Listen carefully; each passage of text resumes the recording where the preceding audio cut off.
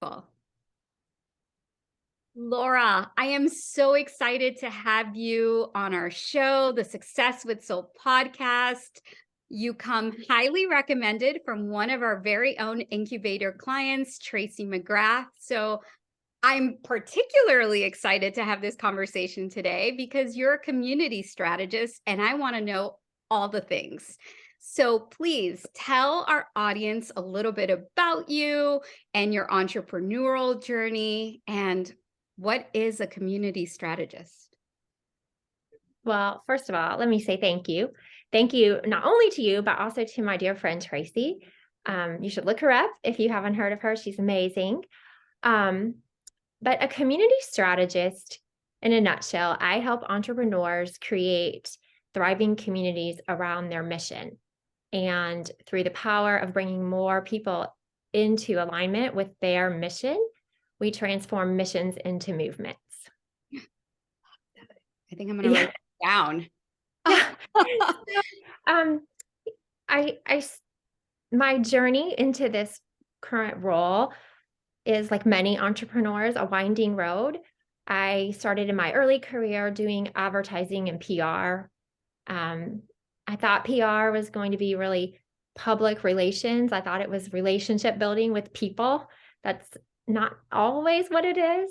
Um, but I really enjoyed serving clients, and I loved the part of advertising that was amplifying a message and the variety, working with clients in all kinds of industries. Then I started business school, ended up meeting my husband. We started our family, and my focus was really I was surviving by building community just as a mom. Um, I say my first example of community building as an adult was maybe forming a play group. And if you've been a parent, you know that there's no growth journey like parenting. And I can't imagine navigating that alone. So I had this group of women. My older son is going to be 19 this summer. So I've been friends with this group of ladies and families for almost 19 years. Um, and I had community around my younger son has a medical issue, so that I could never have navigated that alone. And that story is we can maybe dive into that, but that's a really powerful story about online community. And then we all went through a really tragic time, a really difficult time in 2020 with the pandemic. And all of a sudden, I was not only a parent, but I was a teacher and a nurse and all these functions. And I really had not dipped into online community prior to that, but it became a lifeline. And I got my first community role after becoming a really active member in an online community. And I loved it. I saw the job description. I had been out of the workforce for, oh my goodness, like 15 years. And I saw the job description and I thought, I could do this in my sleep. Like, this is what I do, like, for fun. And I loved the role. It was part-time, and I started just offering some consulting to additional clients in different industries. And it has just grown kind of like a little seedling into a tree. And it's just an honor to get to walk alongside founders with really powerful missions and help them amplify their message and teach and share their mission with more people. I love So I told you when just off camera, I was telling you how excited I was to have this conversation with you as I'm now really diving into our own community. And you said, oh, the incubator. And I said, but we have something else. We have a life coaching community that is for all women, and it's our Success with Soul membership. And so, as an expert, this is what you do, this is your jam. Tell me what are the key ingredients to fostering a community where people want to keep coming back for more? Oh, goodness. Okay, so that is such a great question. We could chat for a week. Okay, Um, let's chat for now. let's chat for now. So, some key principles I think are I'm going to tell you about two, but the first one is this concept of weaving from the inside out. And there's another community um, specialist in Europe named Fabian Fortmuller. So I can't claim that term, but I really love it. And he describes it as starting with this core group of people. Like it truly can take 3 to 10 people and serving them and having them be engaged, having them comment, and other people start to be attracted to that energy and that comfort and that feeling of being part of something. And I find that that is such a better way to grow a community if you start from the core and attract people in rather than trying to go out here on the periphery of the community and figure out how, oh, we need to get our engagement up and how am I going to get these people to comment and post. And but if you can instead start with this really attractive core, other people want to be part of that. So that is the first suggestion. Um, the other suggestion is just do what we know to do in real life, which is when we're in a relationship, we listen. And so I really encourage every community professional, every founder to um, have a feedback loop. Really listen to your members. Don't plan too far in advance. I think it's very helpful to be nimble and adopt what I call like a test and learn or test and iterate strategy, where you are always asking your members what they want, what's meaningful, how can you help them make progress? And then you're creating many experiments and hypotheses and testing things um, so that you know you're building what your community wants. I love that. I love that. Um, you mentioned that you do this for entrepreneurs. You come in and you transform a mission into a movement. What does that look like? Well, it is not magic and it is not fast. So lest you think this is overnight, it is not. Um, it really starts with I like to say you're kind of building up your ambassadors. There's a That. large part of community that is based in mindset and helping your members be part of something that is bigger than themselves and helping them have really, your community needs to have really strong values that are communicated. So when people join, they're joining um maybe, I don't know what are your values in your community? Well, I can tell you what our values are for Success with Soul, us as a team. We are badass, boundary pushing women. We make mistakes and own them. We think, why not us? Right. Um, I love it. I love yeah. it. So But like let's actually, oh, I will say, now that you say that, I don't know that we have values specific to our community. Those are the values of our team. Are they the same? Or it, is there value in really what is the value of the Success with Soul membership? As a consultant, would you tell us create your own values for that membership? I would. I would. I definitely would. And I think narrowing them down because you can have more values for your company, you can have more values for yourself as a person, but really defining, like, let's just take imperfection, for example, is one that you named. Let's say that's a defining value of that community. Then you start to like feel like, okay, I'm going to create this movement. There's such like we're almost the antithesis of the Pinterest, Instagram, everything has to be perfect. We're going to create one of our values is going to be imperfect, messy, or real. And that then is woven into your events, that's woven into your language, how you speak. And you're really, I mean, I think you're working towards creating a movement that removes this perfectionist culture that so many women feel trapped by. So then you're able to share with your members that, hey, you're not just here to like hang out. That yes, and we are creating change. We are liberating women from this concept of having to um, be so externally focused and have this beautiful background and our hair just right and not allowed to make mistakes because that creates a lot of internal anxiety. Yeah, I that's one of my favorite values for Team KK, which is we make mistakes and we actually are transparent about it. So something that we do as a team is we make a mistake, we go in the Slack channel, we say, "Hey, I made a mistake. This is what I learned and this is what I'll do better next time." So it's Those are not like I just made a mistake. It's this is what I learned and this is how I can do better.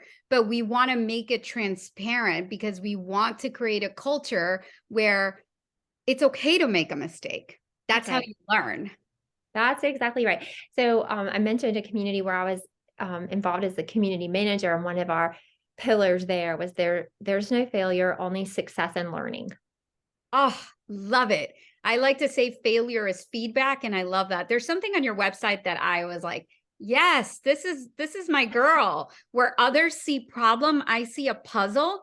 Yes. Yeah. Yes, yes, yes. I love problem, seeing a problem. It's like, I'm so excited because I'm seeing a solution. I love people that look at a problem and it's like, where's the solution? I'm Yeah. married to someone like that. I'm married to someone who sees a problem and it's like, it's a puzzle. I see it almost like mind candy. It's like, okay, hold on. How can we dig in here? Where are we going to start? What are we going to try first? Let's get the edge together. Oh, Yes. I love it. Yes. So Laura, those are I kind of feel guilty because this episode is really like I've already learned so much. Already my head is spinning of like, absolutely, I want to have values for the membership, specifically to have that language with our community. And yes. definitely perfectly imperfect is like right on top of the list. Yeah, it's a fun exercise to dive into the values. And um I think the more specific and the more niche we become, the more our members connect with our mission and what we're trying to do, and the more it creates a space that's special and different. Yes. Tell me about so we do have a mission, Team KK. Absolutely. We are very clear about our mission.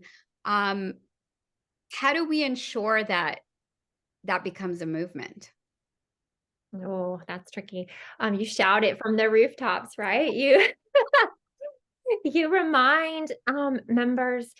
I think I talk a lot about onboarding, and I feel like in community, it's so common to give this like flurry of information when someone just joins a community. And then we have this expectation that they read every email when like they were probably had their phone and maybe their toddler at their hand, maybe they were in the Starbucks line. Um, I feel like we need to make onboarding an everyday activity in our community.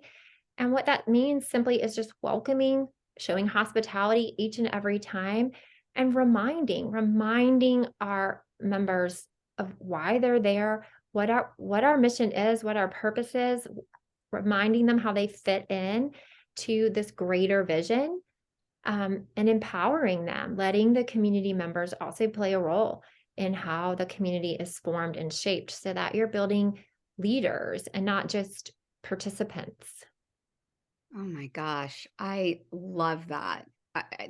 My head is just like so many. I'm taking notes. I normally do not do that during an episode, but this is a lot of gold nuggets. So listeners, take out your pads. We do have show notes, we do have transcripts, but you're giving us a lot. Thank you so much, Laura. I'm loving this.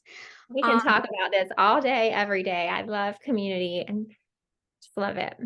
you mentioned early on that the first community that you were really a part of was a parenting community. And that right away took me back to my own parenting community. I was part of an attachment community. So it was very Mhm. unique in our parenting style. We did a lot of wearing of our kids and co-sleeping and extended breastfeeding. So it was navigating, finding my people.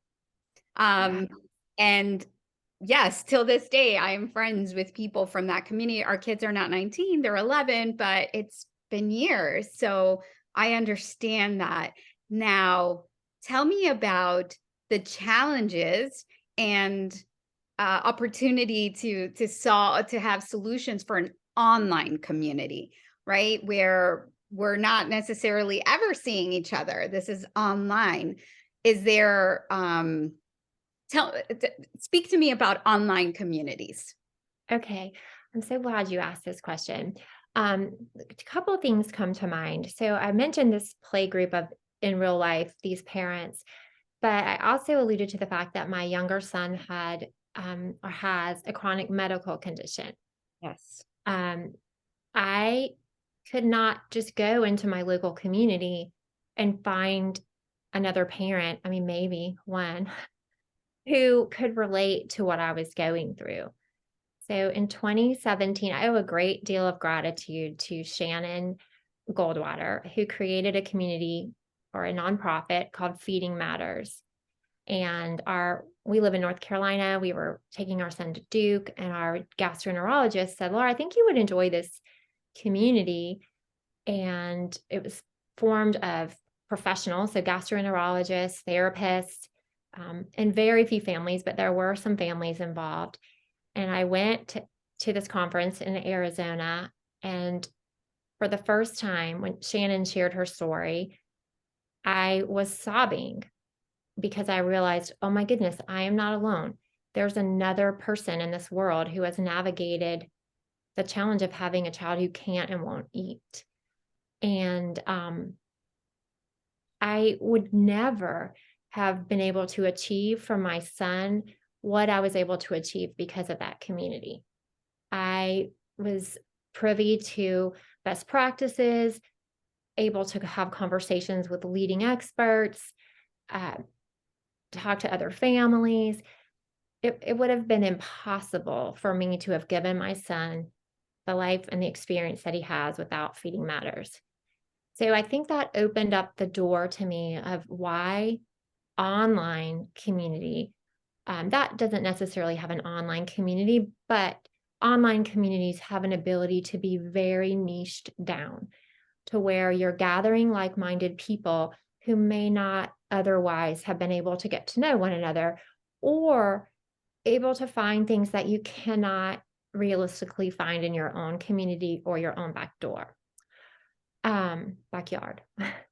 The other thing that I absolutely love about online community, and I find myself sometimes now getting surprised. We live in the South, and when I attend large events, sometimes I look around and I feel like, wow, people here are very much like me.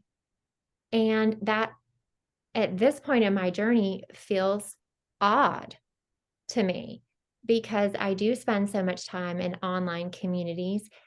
At any given day, I might talk with someone in Bangladesh, Thailand, Seattle, Africa, and that worldview is so important.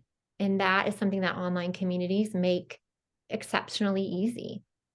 So, yes, there are challenges, but I also want to underscore the connection that is possible and some unique advantages that online communities have over in real life community. Feeding Matters, I didn't have the time. I was exhausted as a mom navigating this complex medical journey. Had it not been for the internet to bring me together and make it possible, it it, it would have been very difficult. Yeah. I thank you so much for sharing that with us. I can relate on so many aspects in terms of like finding an online community for something specific, health related. And you said finding your online community of like-minded. Funny enough, that was the name of our mom. We were The like-minded moms. That literally was the name of our community, so I I loved love that that. about that. Yes. Um, so Laura, I'm ready. I have my mission. I want the movement. I want to start a community. What's the first step? How do we get started? What do we do? Okay, I'm gonna say to start small and just start. Okay. Yes. Uh, I normally recommend I work a lot with founders and recommend that they begin brainstorming their ideal clients. Like literally a list, like Jane, her phone number is whatever.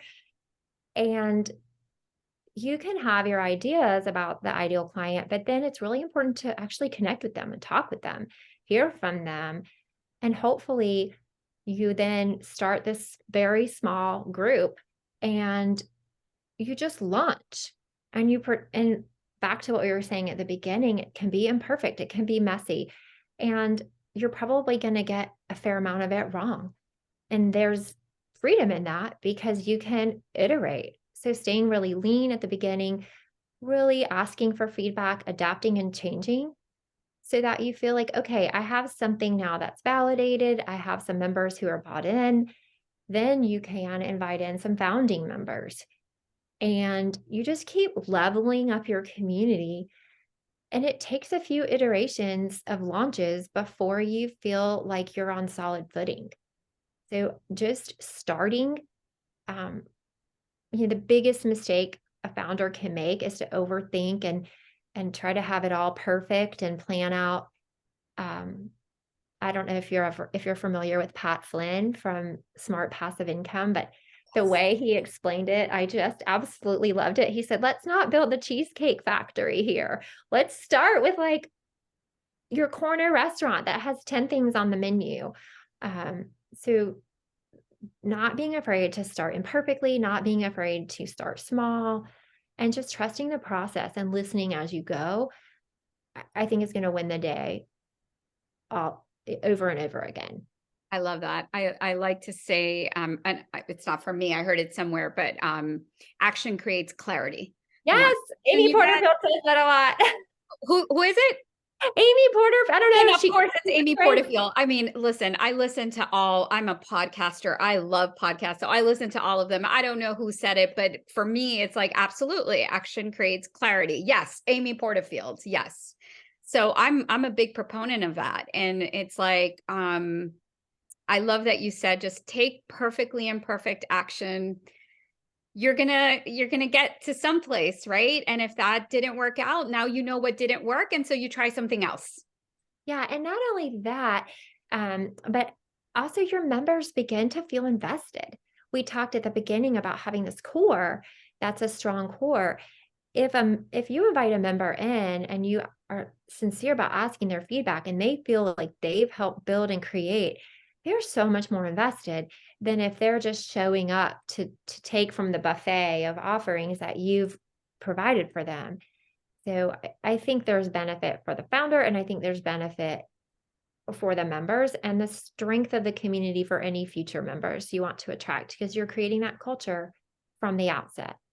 Ah, I love this. Laura, is there something that you wish I had asked that I didn't ask you? Well, in our email communication, you had asked about how to deal with lurkers. And Oh, yes. let's talk about that because that's a word I hate. So, and this is somewhat controversial. I was just in a debate with some other community consultants, and I was standing alone in my position. Um, I would love to ban the term lurkers from community. Especially when we think about women in community, I think about seasons, right? I think about seasons in my life where I didn't have the energy or maybe I didn't even feel prepared to dive into the conversation. So I just want to validate any level of participation in community. There are people who are neurodivergent, who may not feel comfortable chiming in, people with social anxiety, who can still learn from what is in the community and can still take advantage of any resources and get great satisfaction and a sense of belonging. So, um, I just want to validate however someone chooses to show up in a community is 100% okay. And I am not one to drive metrics around engagement just for the sake of a vanity metric. Like, I think it's really important to be focused on member progress. And that looks different for all of our members. Ooh, you just said something. Now that triggered something for me. So, member progress. I love that. How do you establish, and do you even establish, and just, for example, our community, the Success with Soul membership, this is a life coaching community. Do you, in the onboarding process, establish like, what is it that you hope to accomplish from this membership? And from that kind of, I, I- I'm big on having some sort of measurement, even for yourself in different contexts, whatever that is. For example, I just started meditation, transcendental meditation, a practice. And so for me, my measurement is just to commit to doing it 2 times a day for 20 minutes. That's it. Not That's a lot. so that's my measurement, not I'm thinking all the thoughts throughout the whole minute, not that. Just giving myself that moment, those minutes of silence. So that's my measurement. So would you recommend that in a, for example, a life coaching membership, that we do still set, it's so easy with business, exactly in a business membership, the metrics. I want to launch my first course. I want to hit my first 10K months. I want to hit my first 1K. The measurements are easy. Even any kind of, like, for example, weight loss, the measurements, right? They're easy. But what about something like this? What are some measurements, that some progress? What is the progress that Yeah. you would, for example, suggest to someone like me to um, get from their members? I love that you're asking this question. So when you were talking about the business, you're very much looking at quantitative ways to measure progress. And there's a whole other way to look at it, qualitative. So I would say it comes back again to your values that you're driving. Um, in one membership where I was involved, we had a Thrive score, and members just rated themselves on the Thrive score. Like, where are you when you're coming in? Where are you now? And we know when you get to a certain number that you're good to go. So I don't think it's necessary that every single community we hold up the expectation that someone's going to be there forever. We want to, just as onboarding is important, we need to also be thinking about offboarding. Like, what does success look like? What are we doing for our alumni? What are we doing? Um, I do believe there is a clear point A where a member comes into the community and you're driving toward this very clear point B, and you've got milestones along the way so that a member does feel progress and they do feel like they're getting so much value from your membership that they can't help but come check in and put the events on their calendar and show up for one another. So yes, I think if we're not focused on providing value, which to me looks like transformation and growth, then our membership, we're going to struggle a little bit. Yeah. Ugh. Laura, you have no idea. I almost feel guilty because Oh, I'm like, please. this is all for me. I am taking it all in. I feel like this was just like a mastermind. So thank you so much. Thank you for your grace. And tell us, where can our listeners find you? Oh, great. Okay. Well, first of all, it's been a total delight to talk to you. I feel like the time is just whizzing by. Um, but I can be found directly on my website. It's just laurazug.com, and also on LinkedIn. I'm on there every day. So, I'm gonna yeah. look for you And on in LinkedIn. tons of communities. Like, your listeners might very well be in a community with me because I live and breathe in communities. Amazing. I'm definitely going to look you up in LinkedIn. That's a new community I am going to that I want to now engage in the LinkedIn community. We're not done yet, Laura, because we still have our lightning round. Woohoo! Yes. This is actually my favorite part. Okay, so just, whatever comes out, right? Don't overthink it. What's your favorite way to make time for self-care while running your own business? Well, my absolute favorite is exercise. And if I were to get even more specific, it is Pilates or walking in the neighborhood with a good friend and my cuddly cavapoo. Oh, you have a Cavapoo? Oh my Love him lord. so much. That is my dream dog. I just had a dog. He passed away in January. We were together 13 years. My wife would never let me get another dog. Now we have a kitty. But the Cavapoo is like you know, I it's what know. I have in like my vision board. Oh my gosh. Well, the irony is that my son's medical team in Boston, they have a program there called Paw Prints, and the kids get matched up with dogs. And we saw this amazing interaction with him and the dogs. And I asked his team, I said, should we have a dog for him at home? And the physician whipped out her prescription pad and said, get a dog. But honestly, I feel like he's everyone's therapy dog. Like he brings so much joy. Yes, yes. Well, I will say our kitty, which I never would have imagined in all of my life to be having a conversation about me being a cat owner, but she really has brought so much joy and love. And I will say that if it wasn't for her, I don't know that I would have handled my dog's passing um as well as I have, considering because she really like stepped in. So Wow, I what is love. one tool or strategy that you use to help with time management? Oh, I love this question too. So I use a tool called Upbase, and every morning I've created my own little template in there, and I separate the rocks and pebbles, and I write down. So I did an analysis back in the fall of what are my key rocks, like what is important to me to touch every single day, and under each rock I write 1 to 2 things, and then the pebbles are, call and make the dermatology appointment.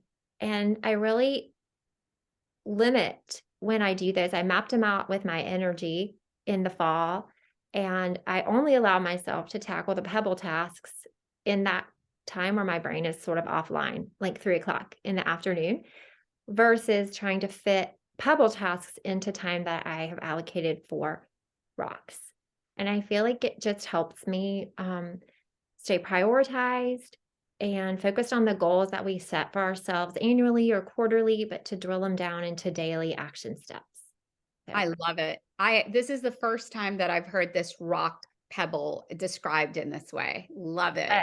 oh, wow. Okay. And then there's sand, which is the annoying stuff that slips in that you just have to tackle. What? Rock, pebbles, and sand. I feel like this would be a really great analogy for kids, actually. Yeah, it's great. I definitely do not take credit. You can Google it and find it online, but mapping it with my own energy and the way I flow during the day, I think was a game changer. I love that you say mapping it with your own energy. That is something that we practice at Team KK. We practice cyclical living. So I love that you're bringing the energy into it as well. Tell me what's the most powerful business, mindset, or entrepreneurial book that you've ever read? This is the one that you keep coming back to. I would have to say it's not exactly a business book, but I love it. It's called Together by Dr. Vivek Murthy, and it talks about the power of community and how community has been so important in all of human civilization and how it's missing now from our modern day world, especially here in the West. And it's he talks about this epidemic of loneliness, and he's the Surgeon General, so he links loneliness to a decline in health, not just mental health, but also physical health. And I feel like that book provides such inspiration for the work that I do, because I I want to create a thriving world, and I just choose to work in community to help move that forward. Love it. So you reference this quite a bit throughout your interview, and that's mindset. So, what's your favorite quote or mantra or affirmation for when things get tough and you feel like giving up? It is always too soon to quit. And there Yes. is always hope. Or this is not the end of the story, or trust yourself. Like there's so many. I could just go on and on. Honestly, I do feel like that is a little bit of what has set me apart, even though I took such a long break from working um, professionally, having to navigate difficulty, especially my son's medical journey, has almost like armored me to be able to have the mindset of fearlessness to just iterate, try, fail, try again. That I feel like I'm constantly learning and growing, and that is exciting. I love that. I love that. We as a team like to say we can do hard things. Yes, that's right. I say that to my kids all the time. And I also tell them you can never quit on a bad day. You can Yeah. only quit on a good day. So you're on the Success with Soul podcast. So Laura, tell me, what does success with soul mean to you? Oh, what a beautiful question. Um, I think success with soul means that it's success on your own terms, and it's success that looks like it aligns with what is matters to you most in your core.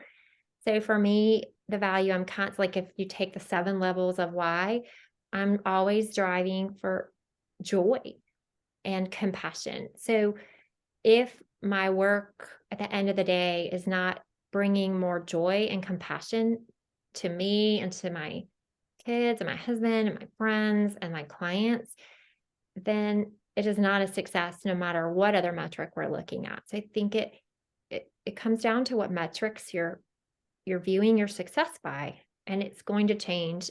To me, it changes in seasons. You keep coming back to seasons. I love that. Seasons. Yes. Yes. I love that. I love that. Laura, you have no idea. It has been such a pleasure to have you on this podcast. I have learned so much in the time that we have been speaking. Thank you so much.